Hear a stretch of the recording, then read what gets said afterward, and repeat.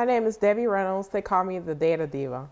Today I want to talk about data privacy and the global cross-border privacy rules, also called the CBPR. So the U.S., in cooperation with APAC countries, have decided to create a global cross-border privacy rule or framework. And this framework is based on the APAC, the Asia Pacific Economic Cooperation Cross-Border Privacy Rules. So that particular framework has been in place since 2011.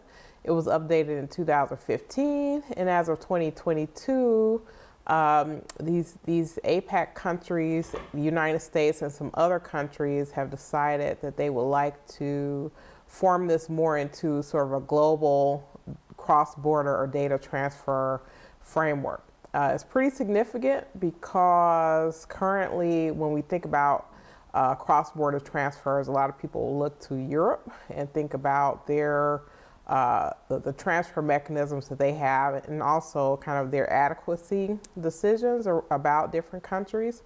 As we know, countries like the US are not considered like an adequate country to EU countries, and right now the US and the EU are trying to negotiate. I think they came up with a name for a international or transatlantic framework about transferring data between those two countries.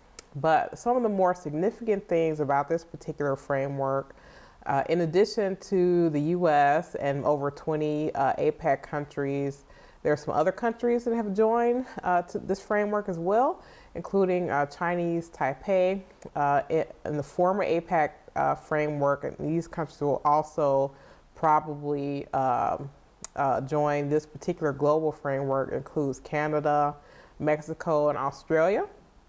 It's a very good framework. One of the things that I like about it is it doesn't assume that countries need to have laws that are similar around kind of data protection and data privacy, but they want to be able to have some tenets that countries can sign on to and agree to. They also have things like accountability agents. So these are companies that can go in and help certify organizations around how they handle data. So being able to expand that framework on a global basis will be fantastic.